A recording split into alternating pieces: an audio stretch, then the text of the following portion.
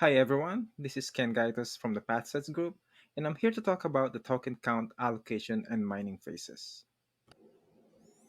So, in this section, we are talking about we will be talking about four phases of mining schedule. So, we discussed already that the categories where the 2100 block will go through, right? There are four categories. It's just over here, which is the same as before. But what I need to talk about here are the phases and how much blocks are mined for every phase, right? So during the first phase, this is the initial first year of the company. The first year is the one that has the biggest or the largest block because we're talking about 2100 for 30 minutes.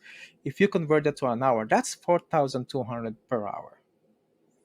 Now, if this the mining schedule follows the halving schedule, so it's cut in half just like Bitcoin, right? And the purpose of this is to minimize the supply that will be deployed. So we want to minimize the supply of ppm, and for the whole purpose of, again, the lower the supply, the higher the demand, the higher the market value. So in this case, we know that the we mentioned in the first slide that they having the it's cut in half in the first year, the second year, the fourth year, and the eighth year. Okay, so in this case, again, going back, the first year is 2100 with the every 30 minutes on the second year. So that means this is second year to the third year. The second year to the third year, the block now is cut down into half, which is now 1050. But the block time is also reduced by 10 minutes, which is now 20 minutes. However, if you look at this, the per hour is now less. Now it's only 31,000, 3150 per hour. So that's a loss of almost 1,000 an hour. Okay. Now on the fourth year to the seventh year, it's cut in half again from the 1050. So now it's 525, and the block time is also reduced by 5 minutes. But if you convert this to an hour, that's 2100 only. You lost another thousand there. There's another thousand lost every hour. I mean, this is good for the company. This is really good because they're really depleting the supply. They're not really pushing the all the ppms, at the same time, at the same level.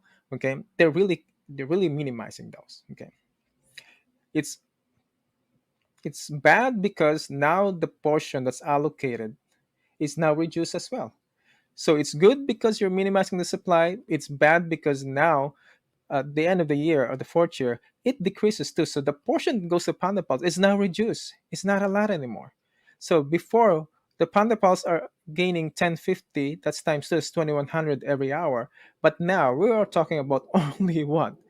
How many per hour that you're gonna get? So it's so much less than on the first year. So the people that join in the first year are actually benefiting because you are getting the higher portion of the block. So the rest, if you're joining late, then you're getting less, fewer tokens. So now on the eighth year to the seventh, it's now even reduced and it's cut down to 10 minutes, but it's reduced to that. And that's only 676 per hour, right? So now the supply is even lower. So the people are joining on the eighth year.